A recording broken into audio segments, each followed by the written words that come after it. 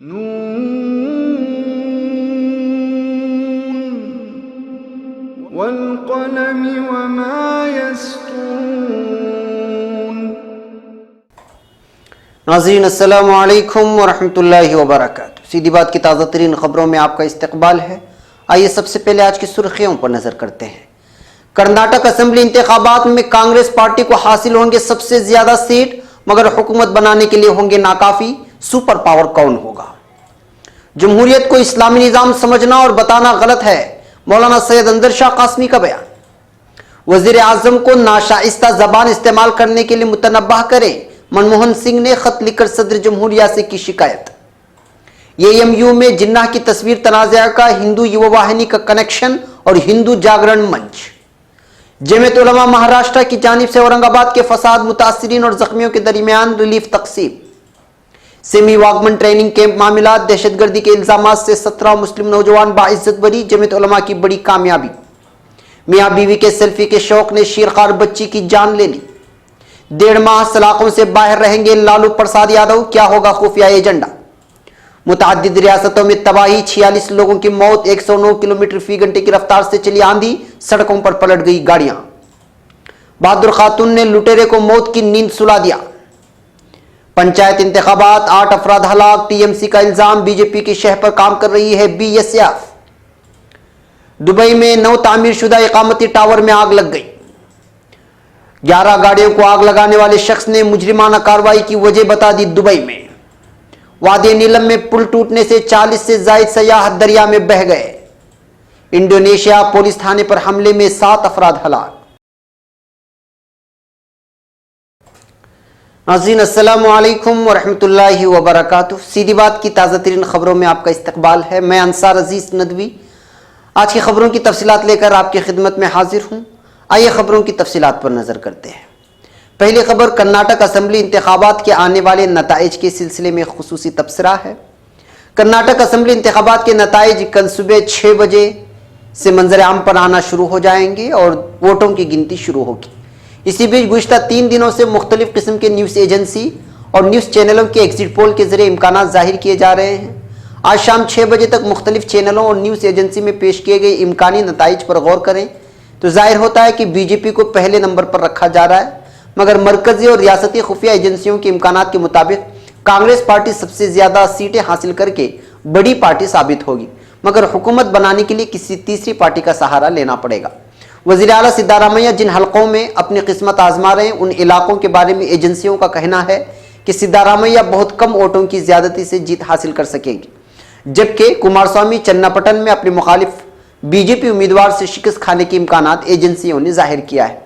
इधर कांग्रेस और जेडीएस की मखलूत हुकूमत बनने की ज्यादा इम्कानात जाहिर करते हुए कहा जा रहा है कि 2 पार्टियों में जिन मुआहिदों पर भी समझौता हो, मगर नायब वजीर आला जेडीएस पार्टी से ही होंगे, जबकि इस बार कांग्रेस दलित लीडर को वजीर आला का ओहदा सौंपने की तैयारी में है। इस सिलसिले में वजीर आला सिद्धारामैया का बयान भी सामने आ गया है कि वो हाईकमान के हर फैसले से राजी होंगे और फिर दलित लीडर को, जिसमें ज्यादातर नाम मल्लिकार्जुन खड़गे का नाम पेश किया जा रहा है, जबकि डीके शिव कुमार भी इस बार वजीर आला के उम्मीदवार के मैदान में हैं। सबसे ज्यादातर इम्कानात इस बात के जाहिर किए जा रहे हैं कि अगर बीजेपी और कांग्रेस अगर एक ही तादाद में सीटें हासिल करते हैं, जैसे कि 100 से नीचे 95, 96, 97 के दरमियान हासिल करते हैं, तो फिर जेडीएस किसके साथ जाएगी, ये सबसे बड़ा सवाल है। क्योंकि जनाब देवेगौड़ा और बेटे कुमारस्वामी की फिक्रें यहाँ पर मुख्तलिफ हैं।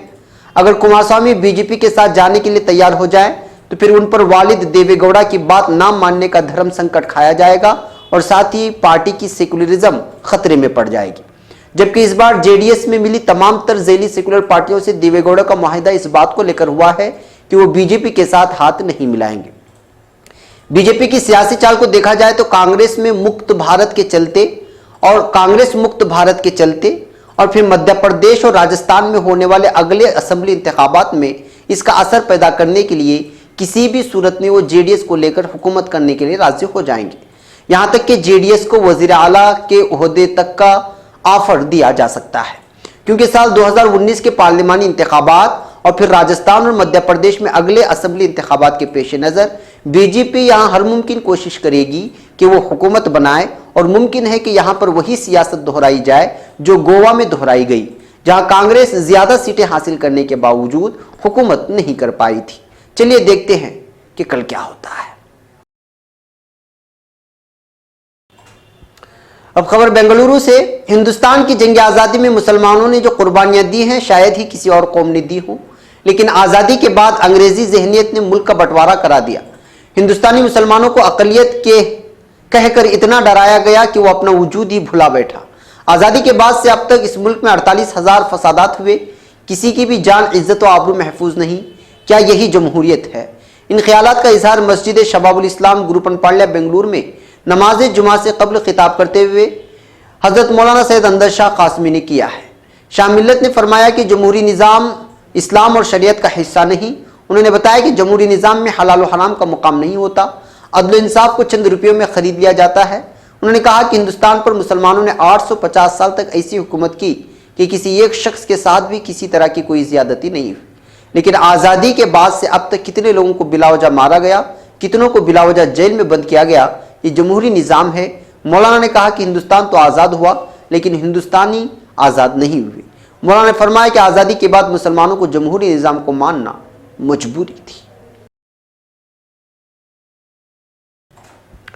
अब खबर नई दिल्ली से। कांग्रेस ने कर्नाटक असेंबली इलेक्शन के दौरान वजीर आजम नरेंद्र मोदी की तकरीर में पार्टी को धमकी दिए जाने की सख्त मजम्मत करते हुए सदर जमहूरिया रामनाथ कोविंद से दरख्वास्त की है कि नरेंद्र मोदी को मुतनब्बा करें कि वो नाशाइस्ता जबान इस्तेमाल ना करें और उन्हें ओहदे के वक़ार को बरकरार रखने की सलाह दें। साबिक वजीर आजम डॉक्टर मनमोहन सिंह और राज्यसभा में हिज़्ब इख्तिलाफ के रहनुमा गुलाम नबी आज़ाद, साबिक वजीर खजाना पी चिदम्बरम, पार्टी के सीनियर लीडर किरण सिंह, मोतीलाल वोहरा समेत मुतादिद लीडरों की जानिब से सदर जमहूरिया रामनाथ कोविंद को भेजे गए मकतूब में 6 मई को हुगली में एक रैली से मोदी की तकरीर के तनाजुर में शिकायत की गई है। मकतूब में वज़ीर आज़म मोदी की इस तकरीर के एक हिस्से का हवाला दिया गया है और उसका वीडियो भी भेजा गया है, जिसमें उनके हवाले से कहा गया है कि कांग्रेस के लीडर कान खोलकर सुन लीजिए, अगर हदों को पार करेंगे तो ये मोदी है, लेने के देने पड़ जाएंगे। अब खबर अलीगढ़ से।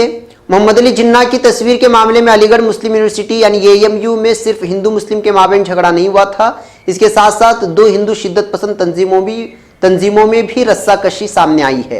ये तनाज़ा था हिंदू युवा वाहिनी और हिंदू जागरण मंच का। अलीगढ़ के मेंबर पार्लियामेंट सतीश गौतम के खत के बाद सबसे पहले हिंदू युवा वाहिनी की मुखालिफत सामने आई थी। इसने यूनिवर्सिटी इंतजामिया को 48 घंटे के अंदर जिन्नाह की तस्वीर हटाने की वार्निंग दी थी, लेकिन 2-3 दिन बाद ही हिंदू युवा वाहिनी मंजरनामे से गायब हो गई। सबसे बड़ी मुखालिफ की शक्ल में सामने था हिंदू जागरण मंच। दरअसल साल 2002 में हिंदू युवा वाहिनी की तश्कील योगी आदित्यनाथ ने की थी। इस तंजीम ने उनकी सियासी ताकत में जबरदस्त इस्ताफा किया, लेकिन 2017 में योगी वजीर आला बन गए। फरवरी 2017 तक तंजीम में रियासती सदर की जिम्मेदारी संभाल रहे योगी के करीबी माने जाने वाले सुनील सिंह का योगी से इख्तिलाफ हो गया। वो अब उनसे अलग हो चुके हैं। उनका दावा है कि मेरी हिंदू युवा वाहिनी के अरकान ने जिन्ना की तस्वीर का मामला उठाया था, लेकिन इख्तिदार पर काबिज लोगों ने कारकुनान को खामोश करवा दिया। वो हमारे कारकुनान थे, वही हिंदू जागरण मंच का कारकुन बताने लगे थे। हमारे कारकुनान सरकारी दबाव से खौफजदा हो गए थे। हम जिन्ना की पुरजोर मुखालिफत करते रहेंगे। मैं जल्द ही अलीगढ़ जाऊंगा। वही कारकुन जो हिंदू जागरण मंच से मुंसलिक बता रहे थे, वही खुद को हिंदू युवा वाहिनी का कारकुन बोलेंगे। आखिर जिन्ना की तस्वीर की सबसे ज्यादा मुखालिफत करने वाली हिंदू युवा वाहिनी अचानक पीछे क्यों हो गई? दरअसल इस तंजीम के बानी योगी आदित्यनाथ अब यूपी के वजीर आला हैं। ऐसे में अब अगर किसी मसले पर यह तंजीम इख्तिलाफ करता है तो इससे रिश्ता योगी का भी जोड़ा जाएगा।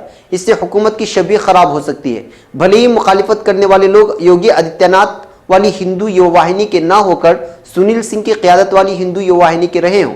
हिंदू जागरण मंच के रियासती सदर संजू बजाज कहते हैं कि हिंदू युवा वाहिनी ने मुखालिफत नहीं की, ये मुखालिफत थी हिंदू जागरण मंच युवा वाहिनी की थी, जिसे हिंदू युवा वाहिनी समझा गया, जो गलत है। योगी आदित्यनाथ या सुनील सिंह की हिंदू युवा वाहिनी ने जिन्ना की तस्वीर पर तनाज़े पर एहतिजाज नहीं किया।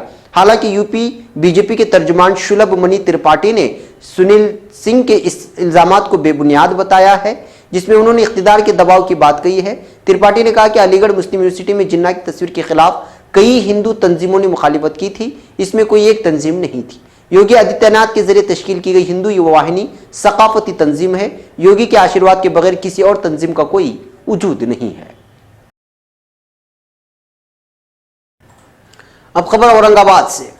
शहर औरंगाबाद के मुख्तलिफ इलाकों में हुए फिरकावाराना फसाद मुतासरीन के दरमियान आज यहाँ जमीयत उलमा महाराष्ट्र की जानिब से मौलाना हाफिज मोहम्मद नदीम सिद्दीकी सदर जमीयत उलमा महाराष्ट्र व दीगर जिम्मेदारों की मौजूदगी में रिलीफ की तकसीम अमल में लाई गई, जिसमें ऐसे 28 लोग जिनकी दुकानें वगैरह नजर आतिश कर दी गई थी उन्हें माली इमदाद दी गई। ऐसे ही फसाद में शदीद तौर पर 12 जख्मी होने वाले लोगों की खतीर रकम के जरिए माली मुआवनत की गई ताकि वो सही तरीके पर इलाज मुआवजा करा सकें। नीज हुकूमत और इंतजामिया से मुतालबा किया गया है कि जिन लोगों का माली नुकसान हुआ है हुकूमत उनको माली इमदाद फराहम करे ताकि वो दोबारा अपने कारोबार को शुरू करके गुजर बसर का इंतजाम कर सके। वाज़ेह है कि गुज़िश्ता दिनों शहर औरंगाबाद के अमन व अमान को बिगाड़ने के लिए चंद शरपसंद अफराद ने निहायत मुनज़्ज़म अंदाज में मुसलमानों के अमलाक को निशाना बनाया और बहुत ही मनसूबाबंद तरीके से मुसलमानों के मकानों और दुकानों को शदीद नुकसान पहुंचाया। गुज़िश्ता चंद दिनों से नाजायज़ कब्जे के नाम पर मुसलमानों की दुकानें हटाने की कार्रवाइयाँ इंतजामिया की तवस्सुत से फ़िरका परस्त अफराद करते रहे, लेकिन 11 मई की रात तकरीबन 11 बजे के बाद शरपसंदों की जानिब से तनाज़ा पैदा करके फ़िरकावाराना माहौल को ख़राब करते मुसलमानों के अमलाक और उनके मकानों पर अचानक हमला कर दिया, जो पूरी रात जारी रहा। इस दौरान फ़िरकापरस्त अफराद ने सड़कों पर मौजूद गाड़ियों और दुकानों को नजर आतिश करना शुरू कर दिया, जिसका दिफा मुस्लिम नौजवानों की तरफ से किया जाता रहा, लेकिन हस्बी रिवायत पुलिस के बरवक्त न आने और आमद के बाद मुस्लिम नौजवानों को मुंतशिर करने का सिलसिला शुरू कर दिया गया, जबकि फ़िरका परस्तों को मुकम्मल छूट दे दी गई। इस दौरान मुस्लिम नौजवानों पर गोलियां बरसाई गई, जिसमें एक 17 साल नौजवान को शहादत से दो चार होना पड़ा। अब खबर मुंबई से। दिसंबर 2007 में केरला के वागमन नामी इलाके में हिंदुस्तान में दहशतगर्दाना कार्रवाइयां अंजाम देने के मकसद से मुबैना खुफिया मीटिंग करने के इल्जामात के तहत गिरफ्तार 35 मुस्लिम नौजवानों के खिलाफ कायम मुकदमे का आज फैसला आया, जिसके दौरान अदालत ने 17 मुस्लिम मुलजिमीन को दहशतगर्दी समेत गैर कानूनी सरगर्मियों में मुलवस होने के इल्जामात से बरी कर दिया है। ये इत्तला आज यहाँ मुंबई में मुलजिमीन को कानूनी इमदाद फराहम करने वाली तंजीम जमीयत उलमा महाराष्ट्र कानूनी इमदाद कमेटी के सरबराह गुलजार आजमी ने दी है। गुलजार आजमी ने बताया कि केरला के एर्नाकुलम नामी मकाम पर कायम खुसूसी अदालत ने एक जानिब जहां 17 मुस्लिम नौजवानों को मुकदमे से बाइज्जत बरी कर दिया, वहीं 18 मुलजिमीन को कसूरवार करार दिया और उनकी सजाओं का तयन आइंदा 6 रोज में कर दिया जाएगा। गुलजार अहमद आजमी ने मुकदमे के ताल्लुक से बताया कि एनआईए अदालत के खुसूसी जज येडुरप्पा कोसर के रूबरू मामले की समाअत जारी थी। मुकदमे के दौरान 77 सरकारी गवाहान इस्तिगासा और 3 गवाहान दिफा से जमीयत उलमा महाराष्ट्र कानूनी इमदाद कमेटी के एडवोकेट वीवी राघुनाथ और एडवोकेट पी शरीफ ने जरह की थी। गुलजार आजमी ने कहा कि इन तमाम 35 मुलजिमीन के खिलाफ ताज़ीरात हिंद की दफात 122, 120B, 124A, 153A और गैर कानूनी सरगर्मियों की रोकथाम वाले कानून की दफात 35, 10, 13, नीज आर्म्स एक्ट की दफात 25, 27 के तहत एनआईए पुलिस स्टेशन दिल्ली ने मुकदमा कायम किया था और मामले की तहकीकात शुरू की थी और मुल्क के मुख्तलिफ शहरों से 35 मुस्लिम नौजवानों को गिरफ्तार किया गया था और उन पर इल्ज़ाम आयद किया गया था कि वो सेमी के रुकन हैं और मुल्क में दहशतगर्दाना कार्रवाइयाँ अंजाम देने की साजिश रच रहे थे और इसलिए उन्होंने वागमन में एक खुफिया कैंप का इनेकाद किया था। अब खबर भारत के राजस्थान से। सेल्फी की लत से अक्सर हादिसात ही की खबरें सुनने को मिलती हैं। भारत में मियाँ बीवी के सेल्फी के शौक ने उनकी 10 माह की शिरकार बच्ची की जान ले ली है। अरबिया ने इस खबर को नशर किया है, उसने तफसीलात जारी की हैं। रिपोर्ट के मुताबिक भारतीय शहर राजस्थान में एक तिजारती मरकज में बरक़ी ज़ीने चढ़ते हुए एक जोड़ी ने अपनी सेल्फी बनाने की कोशिश की। उनके हाथ से बच्ची गिर पड़ी जो तीसरी मंजिल से नीचे ज़मीन पर जा लगी और उसकी मौत वाक़ हो गई। इस अलमनाक वाक़े की फुटेज भी सोशल मीडिया पर वायरल हुई है। तिजारती मरकज़ में आईनी शाहिद ग्राहकों का कहना है कि शोहर ने बीवी से कहा वो सीढ़ियाँ चढ़ते हुए एक सेल्फी बनाए। वो सीढ़ियाँ चढ़ते हुए जब सेल्फी बनाने लगी तो अपना तवाज़न बरकरार न रख सकी और बच्ची उसके हाथ से गिर गई। बच्ची गिरने के बाद दीवारों से टकराती हुई नीचे जा गिरी। बच्ची के गिरते ही वहां पर शोर शराबा बरपा हो गया और बच्ची को बचाने के लिए लोग दौड़ पड़े, मगर बच्ची जमीन पर गिरते ही दम तोड़ गई थी। पुलिस ने वाक़े की तहकीकात की है। ताम खानदान ने किसी किस्म की कानूनी कार्रवाई से इनकार किया है। ख्याल रहे कि शॉपिंग सेंटर में जाने से कबल बच्ची को उसके वालिदैन अस्पताल लेकर गए थे। चंद रोज कबल ऐसा ही एक वाक़या मुंबई में पेश आया था, जहां एक शॉपिंग मरकज की दूसरी मंजिल से गिरकर एक बच्चे की मौत वाक़ हो गई थी। अब खबर बिहार से। लालू यादव बिहार की सियासत का वो चेहरा है जिसका हर कोई लोहा मानता है, लेकिन चारा घोटाले में फंसे लालू अब कमजोर नजर आ रहे हैं। फिर भी लालू को अपोजिशन कम नहीं समझता। दरअसल लालू के पास सियासत का वो तजुर्बा है जिसके सहारे वो अपने हिस्ब मुखालिफ पर हावी होना जानते हैं। गुज़िश्ता 5 माह से लालू चारा घोटाला मामले में जेल में बंद हैं। पार्टी और खानदान परेशानी है। इसी दरमियान बेटे तेज प्रताप की शादी के लिए उन्हें 3 दिनों की पैरोल मिली और अब कोर्ट ने इलाज के लिए उन्हें 6 महीनों की प्रोविजनल जमानत भी दे दी है। मतलब लालू अब 1.5 माह तक सलाखों से आज़ाद हैं। अब सवाल ये उठता है कि इन 6 हफ्तों में लालू अपने मुखालिफिन के लिए कौन सा हेड एजेंडा बनाने वाले हैं। आरजेडी का कहना है कि लालू इन 6 हफ्तों में सिर्फ सेहत का मफाद लेंगे, लेकिन जहां लालू होंगे वहां सियासत का होना तो तय है। अगरचे मुखालिफिन की माने तो लालू का सारा एजेंडा अब जेल में सेट हो गया है। जेडीयू तर्जमान नीरज कुमार ने कहा कि लालू का एजेंडा अपने खानदान को इख्तिदार दिलाना है, इससे बाहर का एजेंडा सेट करना उनके बस का नहीं है। उन्होंने कहा लालू पर बदउनवानी और कुंभा परवरी का दाग लग चुका है कि अब उनके धोखे में कोई नहीं आएगा। अब खबर मगरिबी बंगाल से। मगरिबी बंगाल, उत्तर प्रदेश और एनसीआर में तेज हवाओं के साथ बारिश होने की वजह से कम 46 अफराद की मौत की खबर है। वाज़ेह रहे कि मुल्क के कई हिस्सों में इतवार की शाम आई तेज आंधी और बारिश के सबब लोगों की मौत वाक़ हुई है। खबर के मुताबिक उत्तर प्रदेश में आंधी की वजह से 23 लोगों की मौत हो गई, जबकि मगरिबी बंगाल में तूफान की वजह से 4 बच्चों समेत कम से कम 12 लोग मारे गए। आंध्र प्रदेश में 9 और दिल्ली में 2 लोगों की मौत की खबर है। दिल्ली और अतराफ रियासतों में आई आंधी के सबब बड़ी मिकदार में पेड़ गिर गए, जिसकी वजह से कई घंटों तक रोड, रेल और हवाई ट्रैफिक पर असर पड़ा। न्यूज एजेंसी एनआईए ने बुलंदशहर में दिल्ली कानपुर हाईवे की कुछ तस्वीरें जारी की हैं, जिनमें कई गाड़ियां पलटी हुई दिख रही हैं। एजेंसी के मुताबिक आंधी में इतनी शिद्दत थी कि हाईवे से गुजर रहे ट्रक और कारें पलट गईं। महकमे मौसम के मुताबिक हिमाचल प्रदेश, उत्तराखंड, पंजाब, हरियाणा, चंडीगढ़, मध्य प्रदेश, झारखंड, आसाम, मेघालय, महाराष्ट्र, कर्नाटक, केरल और तमिलनाडु में तूफान के साथ बारिश हुई। अब खबर ब्राजील से। ब्राजील में एक खातून ने बहादुरी और जुर्रतमंदी का मुजाहरा करते हुए गोलियां मारकर एक लुटेरे को मौत की नींद सुला दिया है। यह वाकया सान पाउलो के नजदीक वाक़े कस्बे सुजैनो में पेश आया है। तफसीलात के मुताबिक मज़कूरा शख्स ने मदर्स डे के मौके पर एक स्कूल की तकरीब में आने वाली खवातीन को सड़क पर लूटने की कोशिश की और उनके कब्जे में मौजूद माली रकूम और दीगर अशिया हवाले करने का मुतालबा किया। इस मौके पर 42 साला खातून काटिया डा सिल्वा ने अपने बैग से पिस्तौल निकाला और उस लुटेरे को 3 गोलियां मार दी, जिसके नतीजे में वो सड़क पर ज़बाशुदा मुर्गी की तरह तड़पने लगा। मकामी मीडिया के मुताबिक वाक़े के सबब स्कूल के बाहर मौजूद कम अज़ कम 10 अफराद शदीद दहशत और खौफ का शिकार हो गए, जिनमें ज़्यादातर ख़वातीन और बच्चे थे। स्कूल के बाहर नस्ब सिक्योरिटी कैमरे में वाक़े की वीडियो महफूज हो गई, जिसके मुताबिक मकतूल लुटेरे ने माओं को धमकियाँ दी थी कि अगर उन्होंने बात न मानी तो वो उनके बच्चों को फायरिंग का निशाना बनाएगा। उसके बाद कातिया ने 21 साला इलेवेल्टन मोरेरा के जिस्म में 3 गोलियां मार दी। वाक़े के बाद ब्राजील में कातिया की बहादुरी के चर्चे हो रहे हैं। अब खबर मगरिबी बंगाल से। मगरिबी बंगाल में पंचायत इंतखाबात के लिए आज सुबह से ही वोटिंग जारी रही। यहाँ के 20 अजला के लिए वोटिंग हो चुकी है।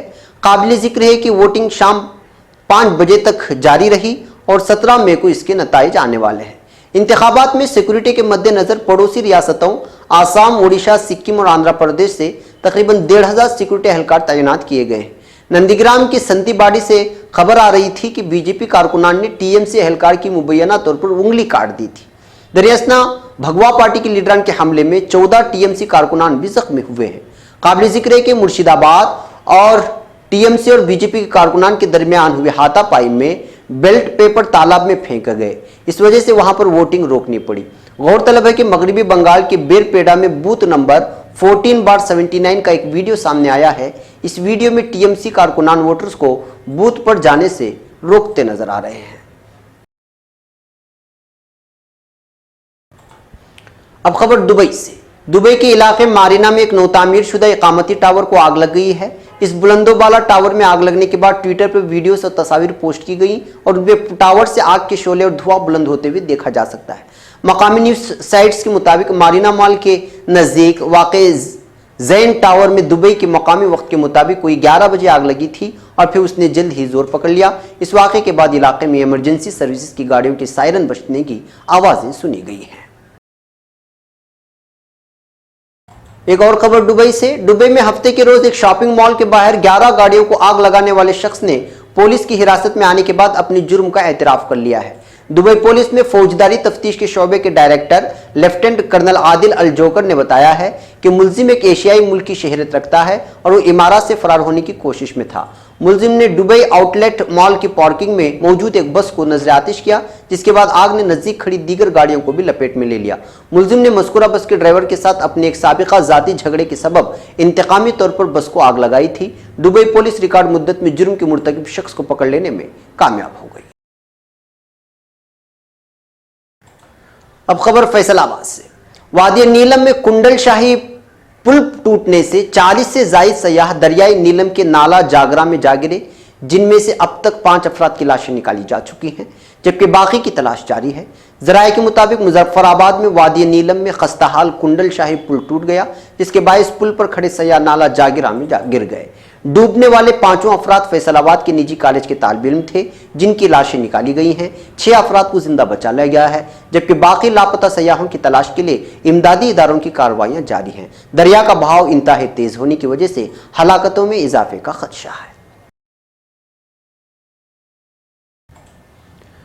अब खबर इंडोनेशिया से। इंडोनेशिया अब की बार बम हमलों के साथ आलमी एजेंडे में आया है। सराहाया शहर में एक पुलिस थाने पर हमले में 7 अफराद हलाक हो गए। जकार्ता पोस्ट की खबर के मुताबिक मशरक़ी जावा के महकमे पुलिस के तर्जुमान फ्रांस हारोंग मांगेरा का कहना है कि शहर में पुलिस थाने को हदफ बनाते हुए एक बम हमला किया गया, जिस दौरान 7 अफराद अपनी जानों से हाथ धो बैठे। उन्होंने बताया कल इसी शहर के 3 गिरजाघरों पर हमलों में 13 अफराद हलाक और 41 जख्मी हो गए, जबकि सैदू आरसू शहर में एक दस्ती बम की गलती से फटने के नतीजे में 3 अफराद हलाक हुए हैं। पुलिस ने गिरजाघरों और इस धमाके के दरमियान ताल्लुक होने का तयन किया है। इन हमलों में मुलव्वस होने का दावा करदा 4 बच्चों पर मुश्तमिल कुंबे के इससे कबल शाम में कुछ मुद्दत तक क़याम करने का तयन हुआ है। इस कुंबे का इंडोनेशिया में दाइश से ताल्लुक होने वाली एक दहशतगर्द तंजीम से राब्ते की बात कही गई है। नाज़रीन, ये थी आज की ताज़ा तरीन खबरें। अगली ताज़ा तरीन खबरों के साथ फिर आपसे मुलाकात होगी। इजाज़त से पहले फिर वही दरख्वास्त कि आप हमारे चैनल को सब्सक्राइब करना और हमारे वीडियोस को शेयर करना हरगिज़ ना भूलें। हमें यहाँ पर इजाज़त दें। अस्सलामु अलैकुम वरहमतुल्लाहि वबरकातुहू।